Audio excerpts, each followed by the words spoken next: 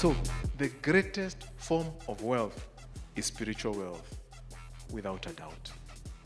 I don't care if you are the richest in material things. Without God, to me, you're poor. You're a poor man. And the wealthiest man to have ever walked on earth is Jesus. You know why? He owned everything. He would turn 10 minutes into 1 hour.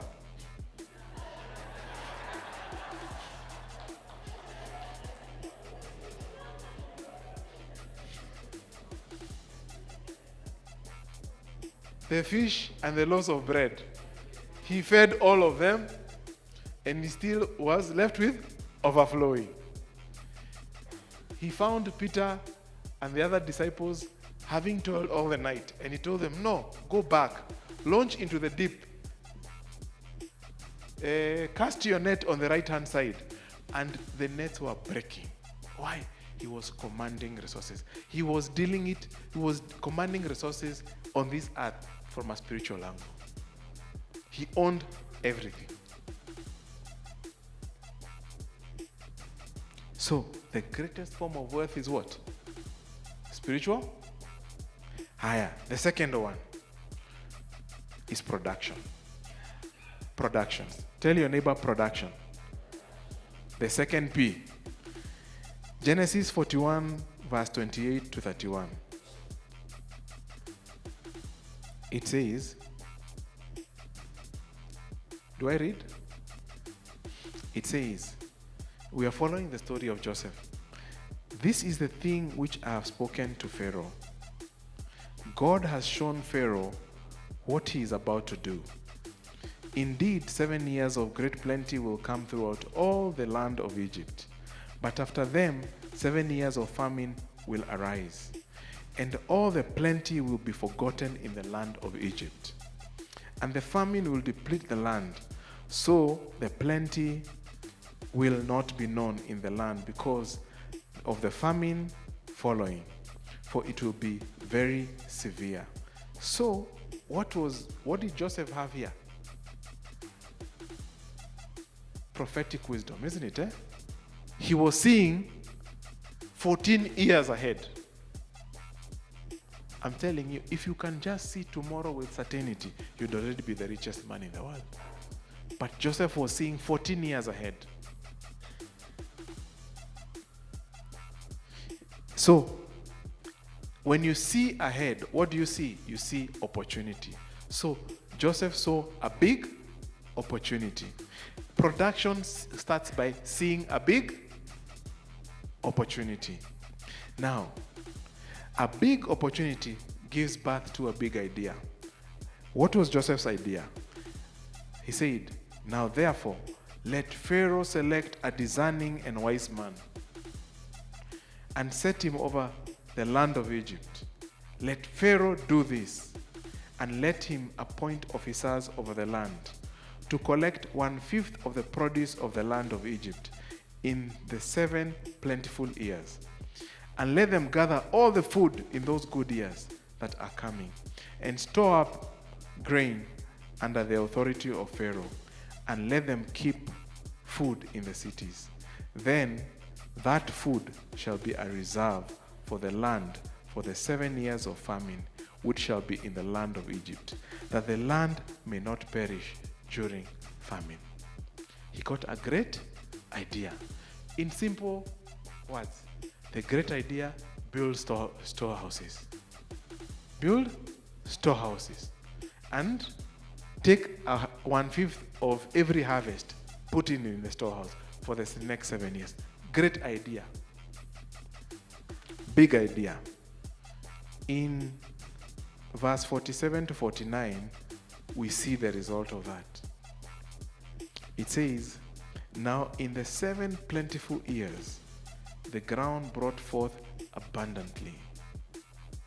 So he gathered all the food of the 7 years which were in the land of Egypt, and laid up the food in the cities.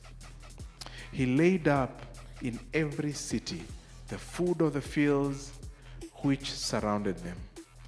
Joseph gathered very much grain, as the sand of the sea, until he stopped counting, for it was immeasurable. It was immeasurable. Implementation. Now, this one, big idea leads to massive production, mass production. The production was immeasurable. So, if you are walking with God, you will see big opportunity.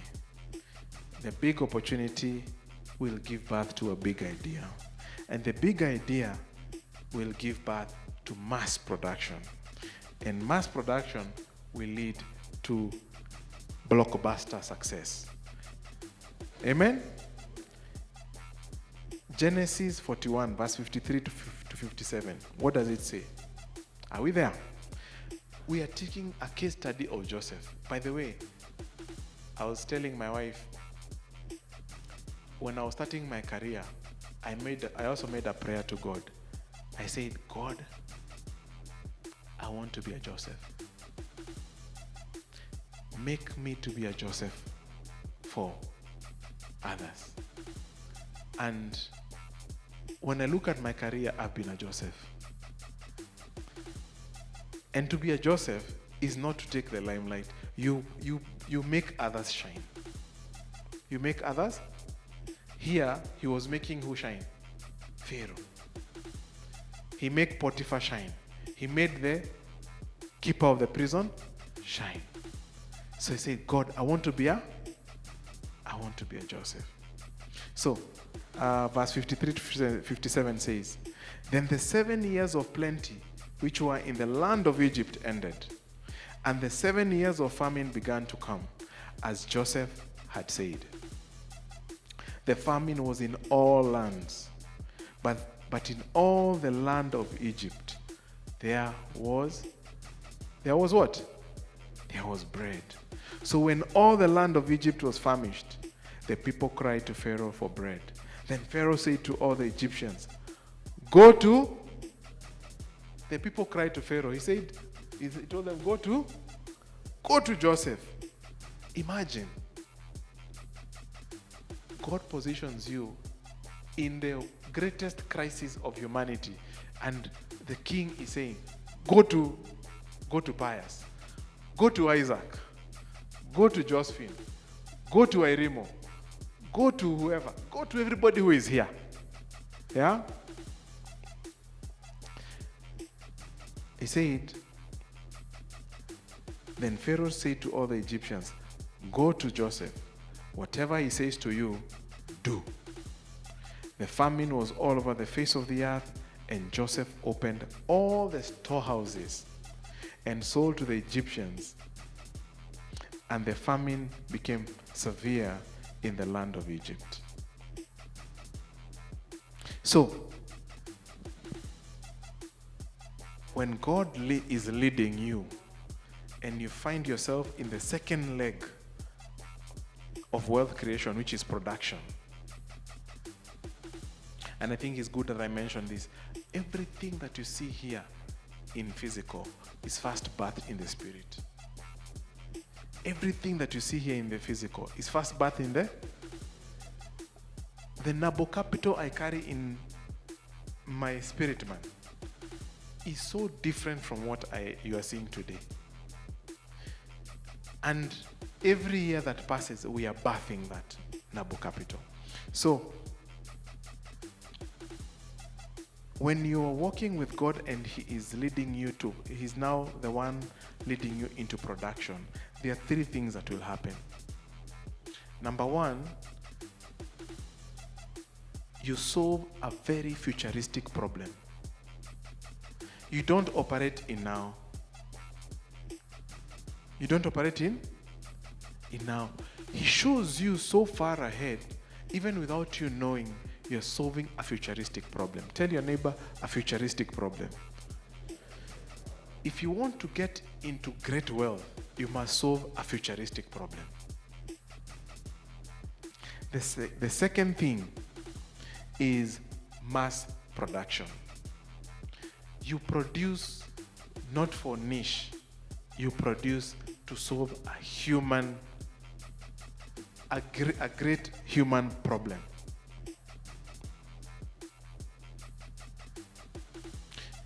And do you see why the richest 1%, why they are successful? Because all of them are dealing with global problems. They are not dealing with solving how they shall build a house. Those are not the things they are thinking about. Those ones just come. Mass production. Everybody here has a phone. I can see so many phones here. Mass what? Mass production. The third thing that this kind of production will bring is global fame. You will be known globally. And it will not be you selling yourself. It will be others saying, go to Joseph. So, the second P is production, which is a secret. My secret number 2. The richest 1% don't build empires to fund lavish lifestyles. They create businesses with a purpose of solving global challenges, leaving a legacy that impacts the world far beyond their own lifetimes. Who wants to be that kind of wealthy? Tell your neighbor, your house is too small.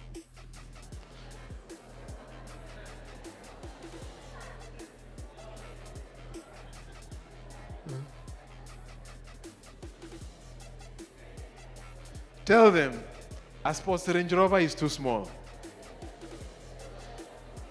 It's too small. Your problem, tell your neighbor, your personal problems are too small for God. They are too small for God.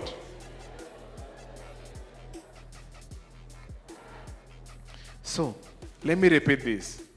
The richest 1% don't build empires to fund lavish lifestyles.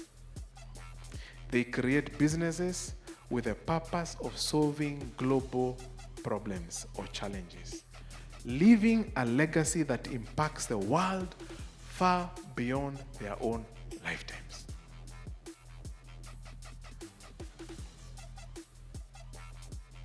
Was Mother Teresa wealthy? Yeah? Was she wealthy? Did she deal with global, was she lavish, funding a lavish lifestyle?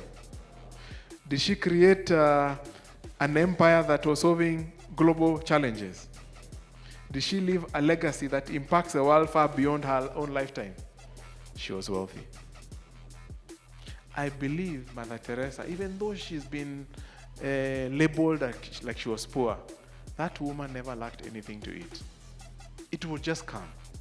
If she showed up, if Mother Teresa was showing up in Kenya, I'm telling you, President would be there to meet her.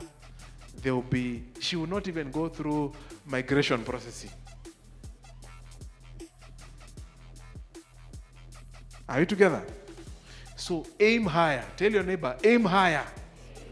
Aim global. Not personal problems.